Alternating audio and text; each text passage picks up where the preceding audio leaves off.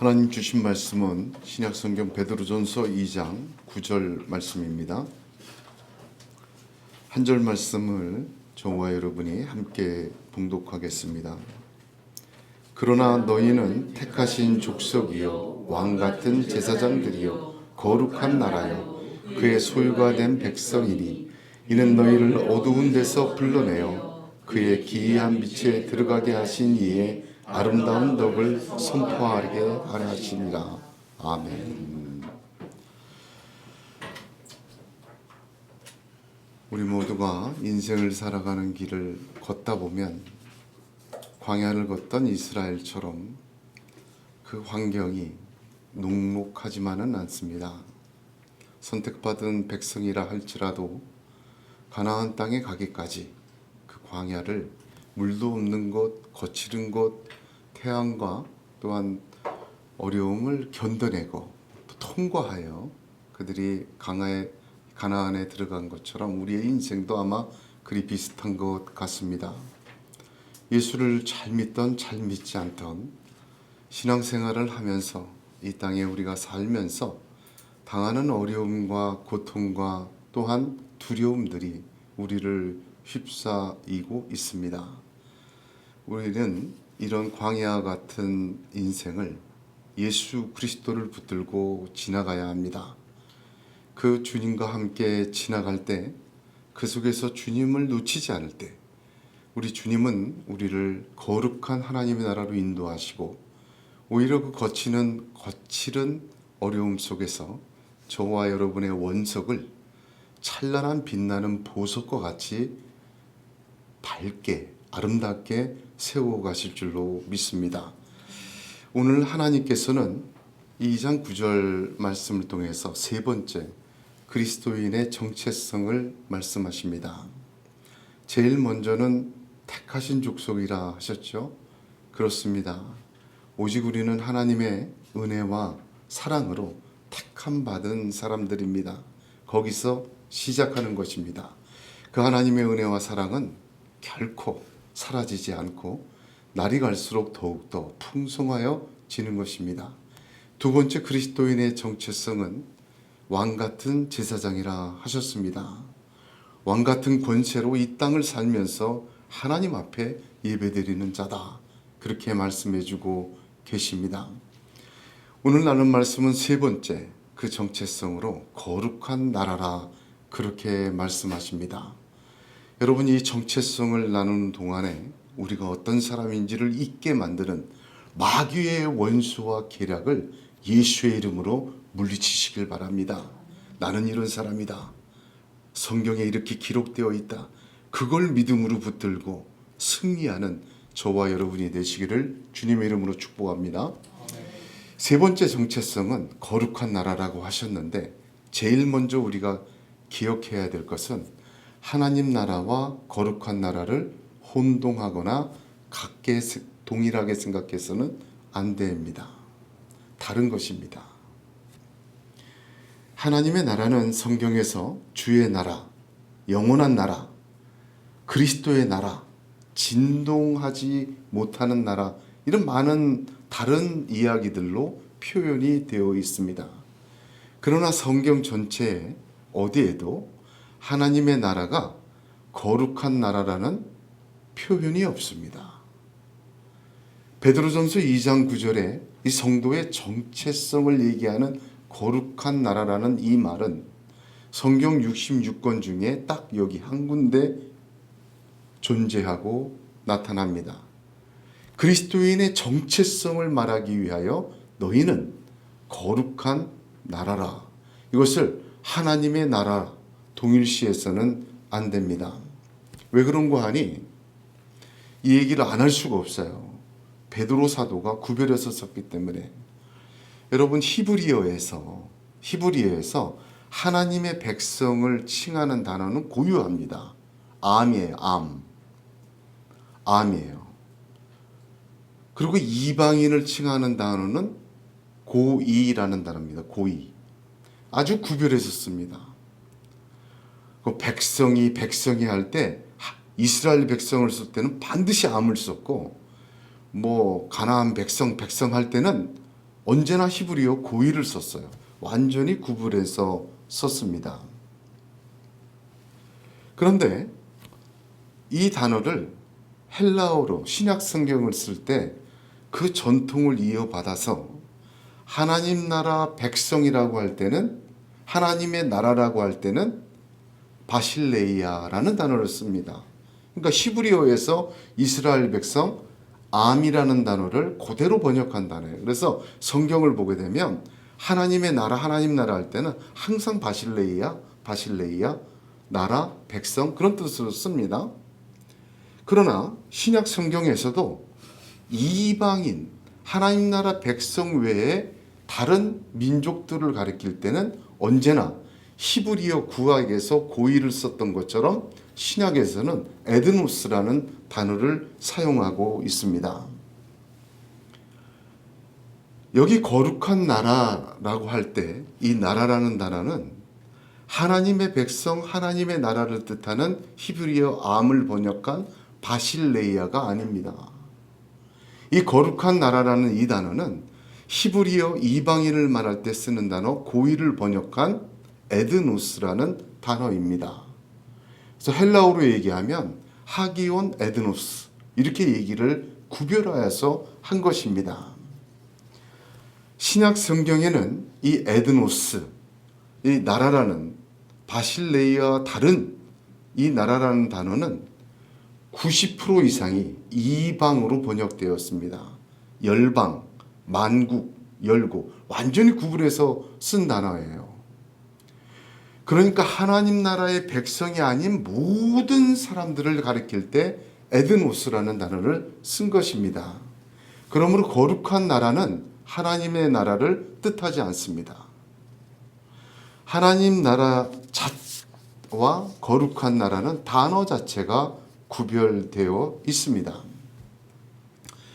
이 에드노스라는 단어, 여기 거룩한 나라에서 쓴 이 단어의 본래의 뜻은 무엇이냐? 에노스라는 단어에서 왔는데 이 단어의 뜻은 관례, 습관, 법, 풍속이라는 뜻입니다. 그러니까 무슨 뜻이냐?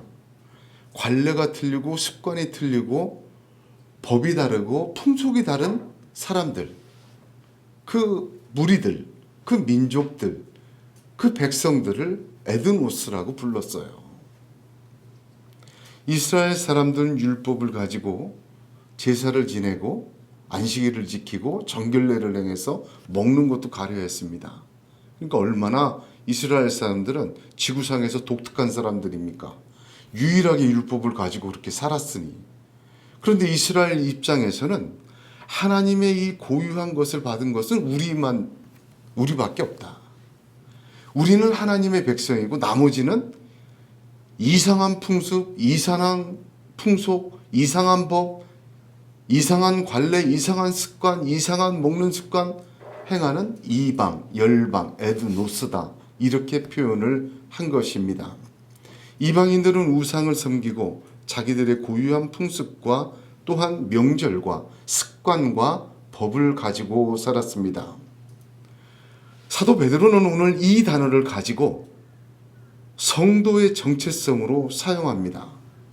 좀 이상하죠?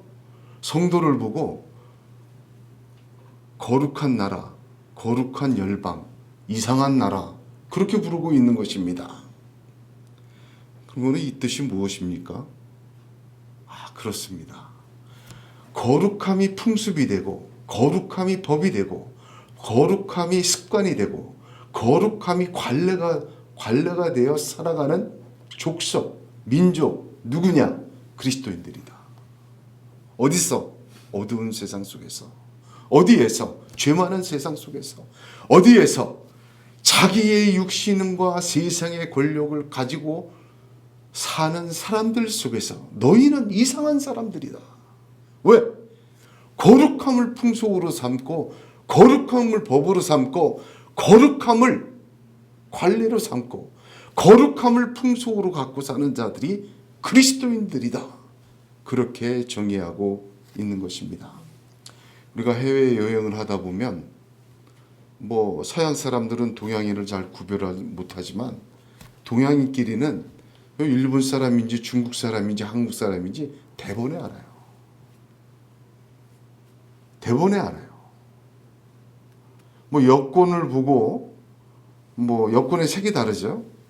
뭐 그런 걸 보고도 완전히 구분할 수 있지만 요즘 뭐 국적은 마음대로 또 바꿀 수도 있으니까. 그런데 그 여권을 안 보고도 구분이 되죠. 먹는 거 보면 구분되지 않습니까? 하는 행동, 길을 걷는 모습 봐도 구별이 돼요.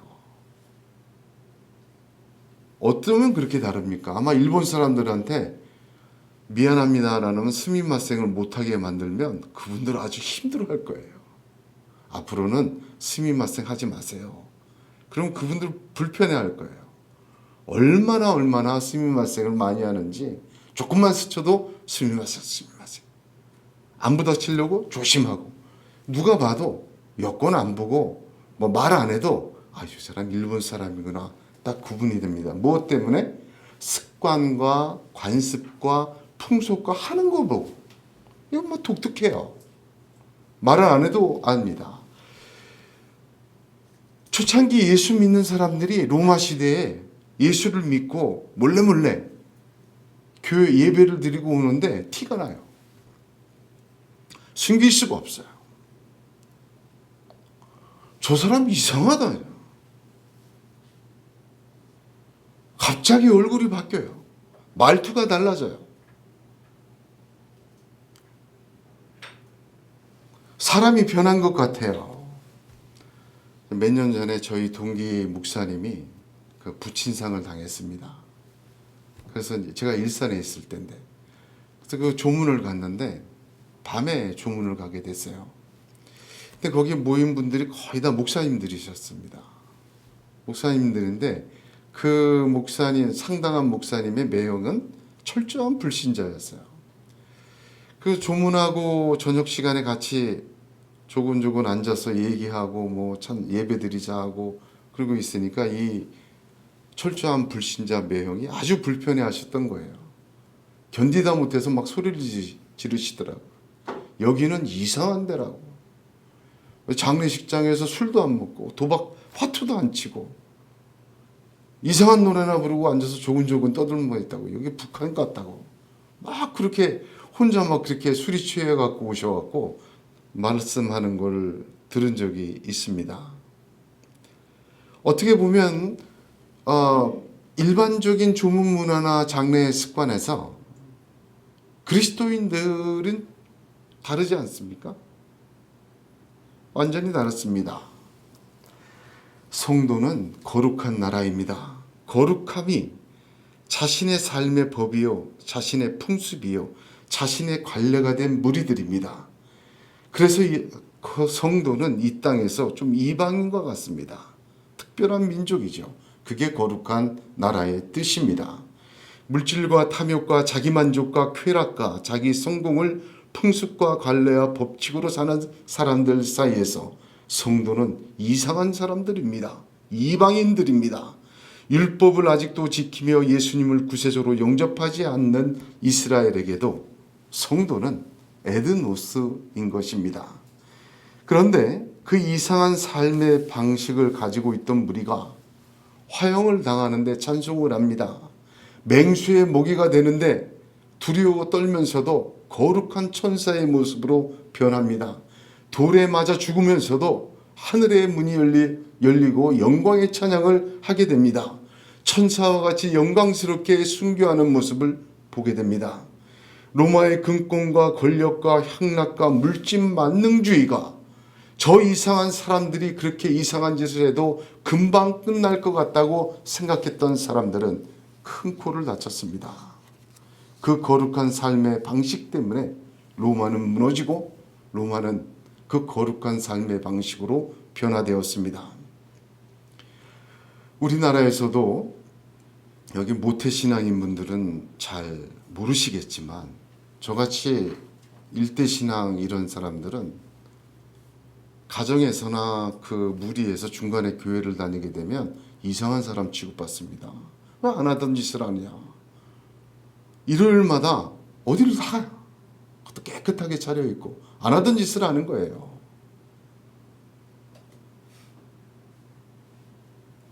거짓을 안 하게 되고, 어려운 사람을 보면 지나치다가 이제는 도와줘야 하는가 갈등하기도 하고 도와주고, 자기 외아들을 죽인 사람들을 용서하고 양아들을 삼으며 주님을 따라 사는 삶이 어떤 것인지 고민하고 주님의 은혜에 늘 감사하고 찬송과 눈물을 흘립니다.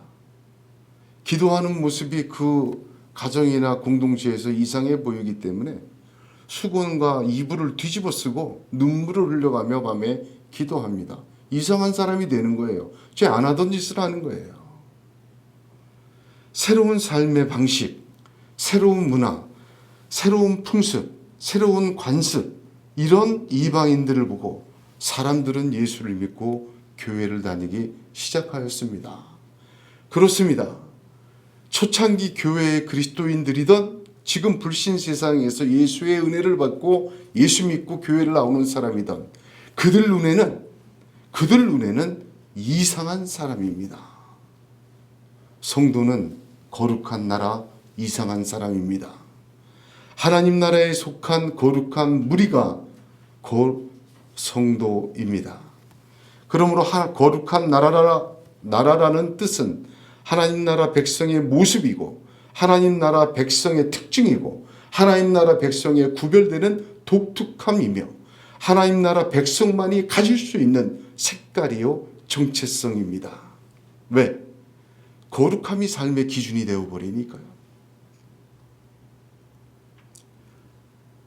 무언가를 사고 무언가를 누리고 무언가를 내가 할 때 과연 이게 하나님 앞에 영광이 되고 이게 과연 거룩함인가 아닌가가 내 판단과 선택의 기준이 되기 때문입니다.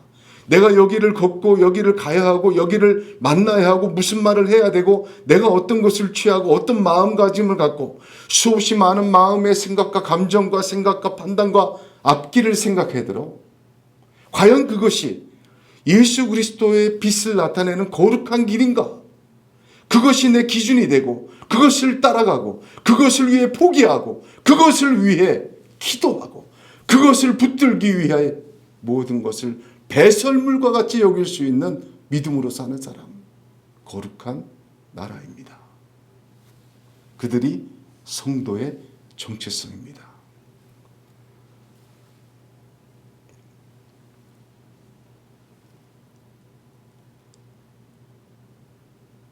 거룩함의 기준은 예수 그리스도입니다.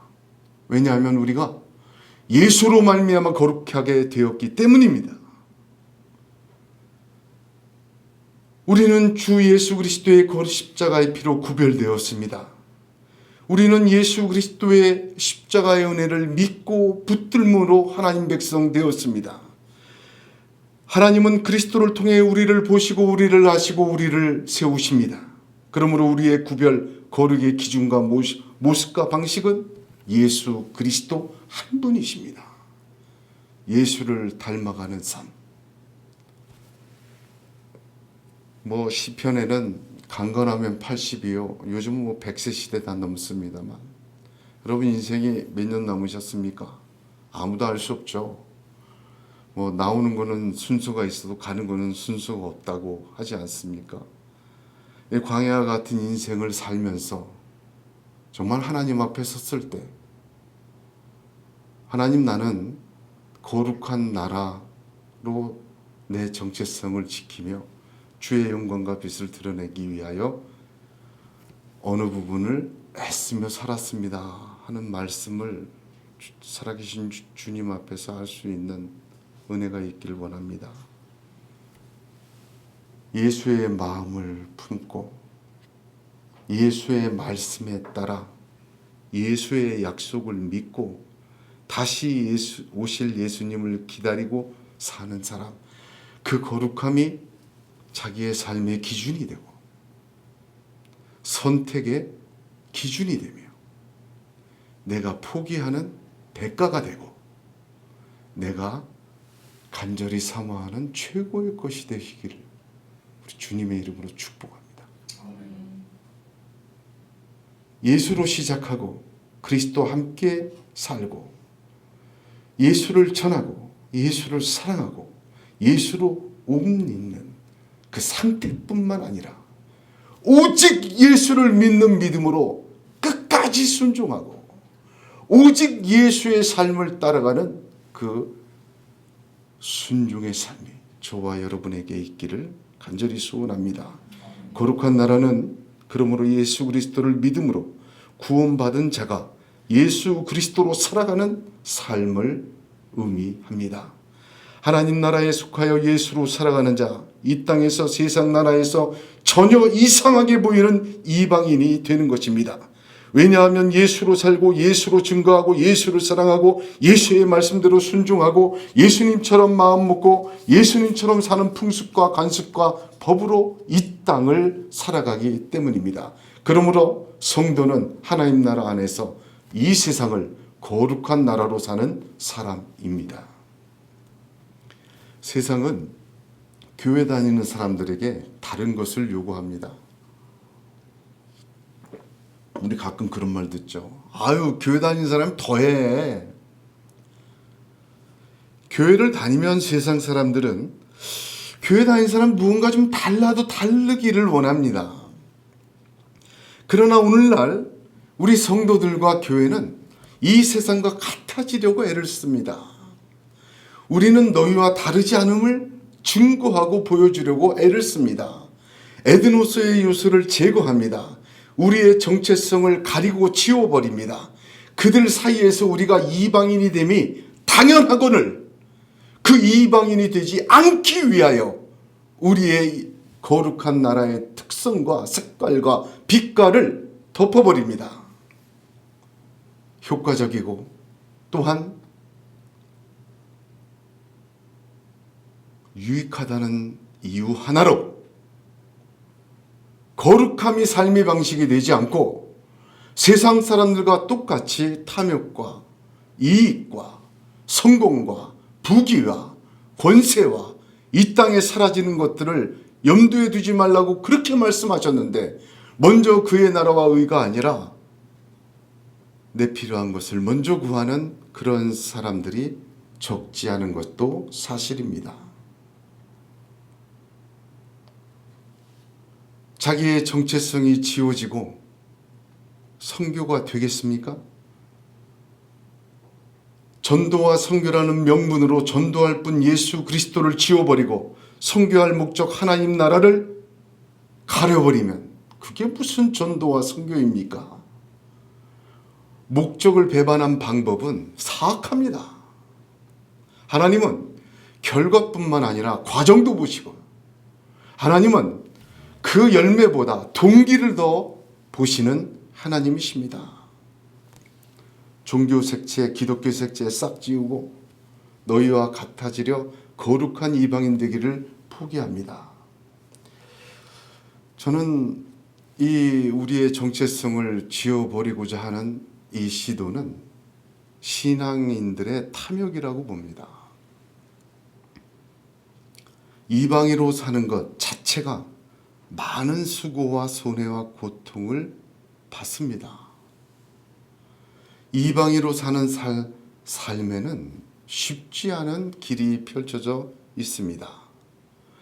이방인으로 이 세상을 거룩함이 내 관습과 법으로 살아내기를 애쓰며 받는 고난을 두려워하지 않고 하늘의 능력을 구해야 함에도 불구하고 그 하늘의 능력을 구하지 않고 자기 힘으로 그렇게 살려다가 이중적으로 되고 합리화시키고 결국은 자기 좋은 대로 선택을 하게 됩니다.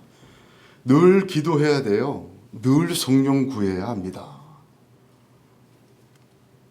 먼저 그의 나라와 의를 구하여야 합니다. 그 주님이 그러셨어요. 하나님은 구하는 자에게 성령을 주시고 그 이방인으로 이 세상에서 살 수 있도록 성령을 물같이 부어주시는 하나님이십니다. 그렇게 하셨고 지금도 그러고 계시고 하나님은 그렇게 역사하십니다. 이방인으로 남겨지는 박해를 모면하려고 이방인으로 드러나는 수치를 당하지 않으려고 이방인으로 살아가는 이상한 사람 손가락질 당하기를 피하기 위하여 피해 본 것 없이 사람들은 자기와 다른 것을 보고 분개하기에 그 분노를 면해보려고 어두움 속에서 빛을 가리우고 같이 어두움 속에 스며드는 모습들을 보게 됩니다. 하나님께서는 세상을 이처럼 사랑하사 독생자를 주셨습니다. 그리스도인들이 세상을 사랑하는 법은 그리스도 예수를 주는 것입니다. 이 땅에서 우리가 거룩함이 우리의 삶과 풍습이 되어 그 빛을 비추는 것입니다. 그 어두운 나라에서 우리는 거룩한 이방인이 되어 예수 그리스도의 향기와 예수 그리스도의 빛과 예수 그리스도의 삶을 비추어내는 삶이 되는 것입니다. 바로 그것이 거룩한 나라, 우리의 정체성입니다. 제가 요즘에 다니엘서를 묵상하고 있는데 뭐 한두 번 보았겠습니까?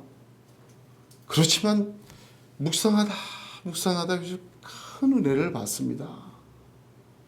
이스라엘 백성이 바벨론에 다 멸망해서 포로로 잡혀갑니다.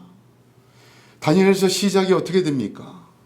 왕이 이스라엘 포로 중에서도 똑똑한 애들 뽑아가지고 술 사러 키워라, 책 사러 키워라.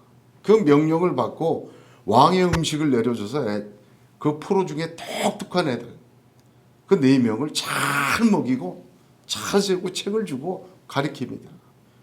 그때 다니엘이 뭐라 그럽니까?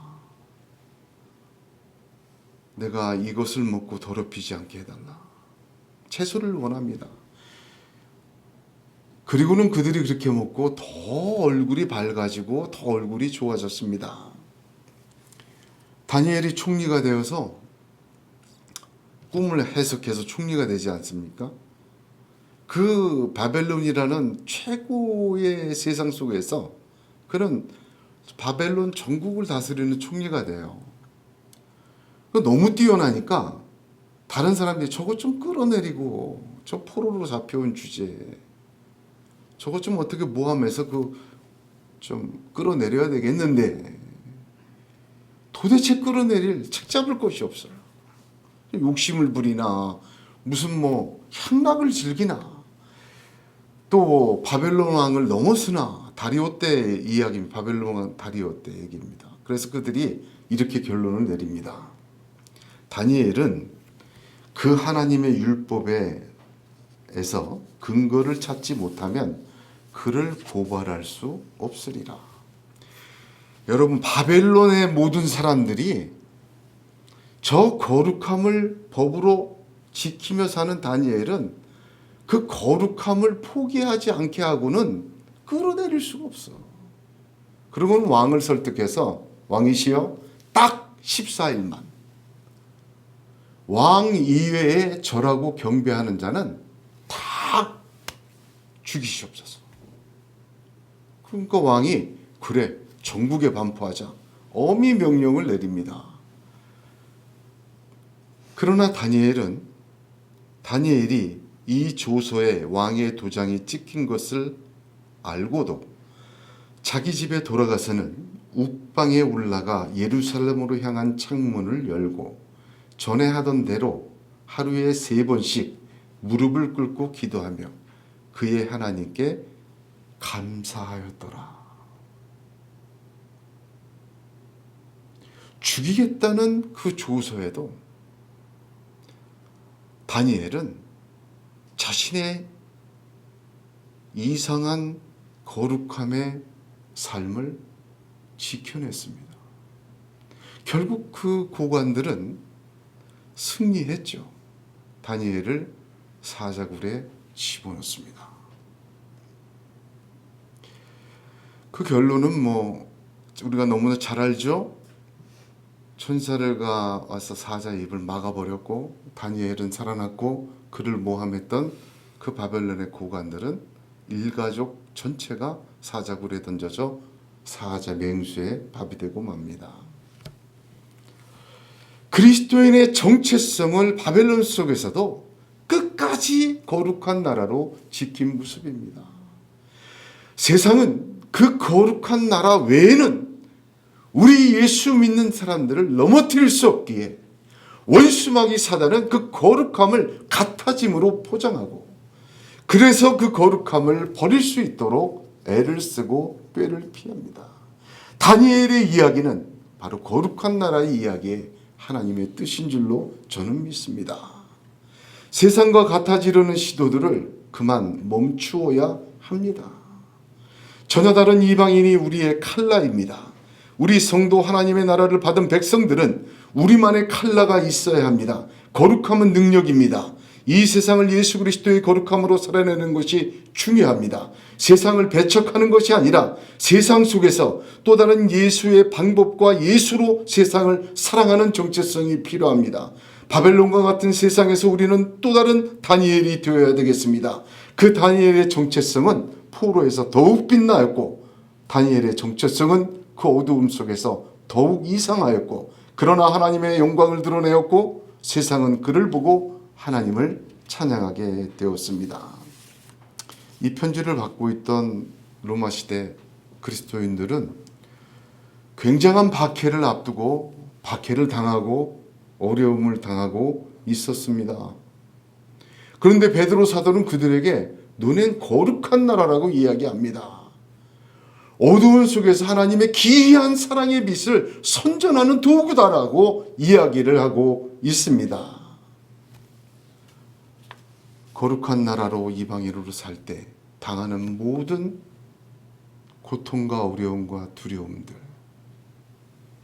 그것은 원석을 깎아내는 하나님의 조각의 칼임을 믿으시기를 바랍니다. 하나님 나라에 속한 자로서 거룩한 나라로 빛과 향을 내는 하나님의 사람들은 되시기를 바랍니다. 신앙은 신앙이고 삶은 삶이다. 세상에서는 세상의 법대로 살아야 한다. 저희 어머니가 자꾸 그러세요.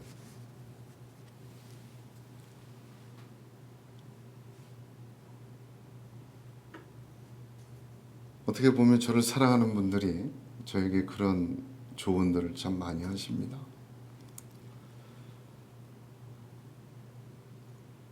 어떻게 보면은 하나님을 섬기고 하나님께 받은 것을 죽기까지 순종하는 것이 얼마나 큰 하나님의 은혜인지 모릅니다. 그것을 해가는 과정 속에서 하나님이 기뻐하시고 하나님이 그 인생의 시간 속에서 영광 받으시기 때문입니다.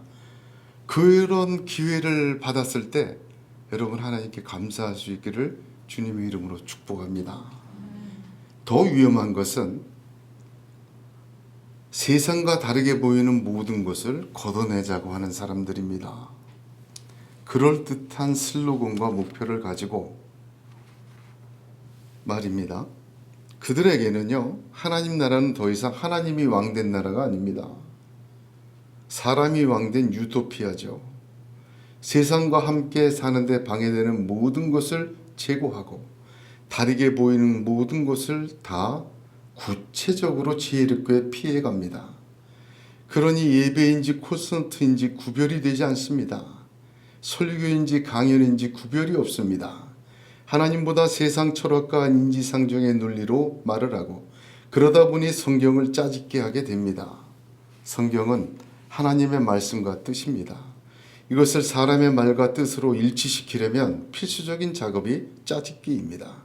그렇게 짜맞추어야 효과적이라는 이유로 이상함을 포기합니다. 그러니 거룩함이라는 하나님의 뜻보다 효과적이며 영향력 있음을 더욱 구합니다. 돈과 건물과 사람의 수로 효과적이고 영향력 있음은 세상의 방법입니다.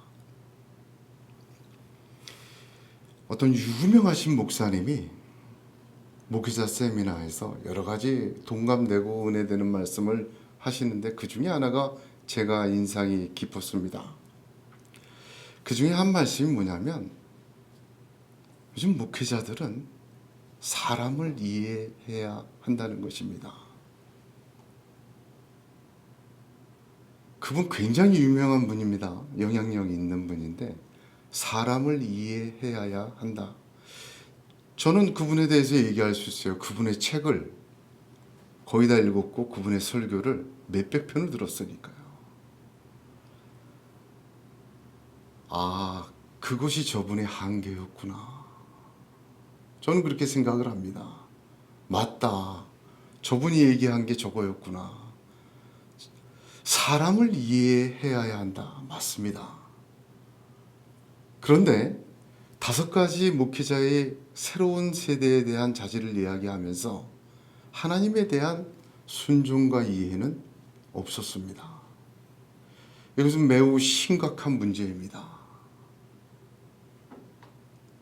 하나님을 알지 못하고 하나님을 알아가는 것이 기쁨이요 중요한 내용임을 먼저 알아야 합니다. 하나님을 알지 못하고는 사람을 알 수가 없기 때문입니다. 하나님을 알지 못하고는 영으로 심지 못하기 때문입니다. 갈라디아서 3장 3절에 너희가 이같이 어리석으냐 성령으로 시작하였다가 이제는 육체로 마치겠느냐 하십니다.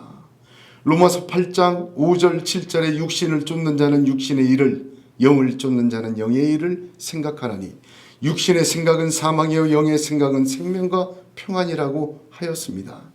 육신의 생각은 하나님과 원수가 되나니 이는 하나님의 법에 굴복치 아니할 뿐 아니라 할 수도 없습니다.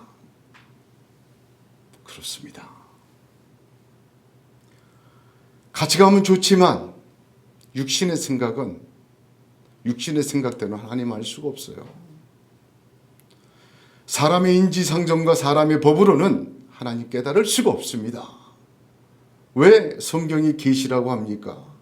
육신으로 깨달을 수 없기에 열어보여 주신 것 아닙니까? 그것을 다시 육신으로 환원시키는 거짓을 멈추어야 합니다. 우리 모두는 거룩한 나라입니다. 거룩함이 풍습이요, 관례요, 우리의 법이요, 우리의 살아가는 방식입니다. 그 거룩함의 기준은 예수 그리스도입니다. 그 예수 그리스도와 함께 고난도 받고 함께 영광도 받기를 주님의 이름으로 축복합니다. 어두운 세상에서 어두움 속으로 들어가지 말고 어두운 세상 속에서 빛으로 살아가는 용기와 결단과 순종과 그 속에서 능력으로 역사하는 하나님의 은혜가 저와 여러분의 남은 거룩한 나라의 삶에 있기를 우리 주님의 이름으로 축복합니다. 축복합니다. 기도하겠습니다.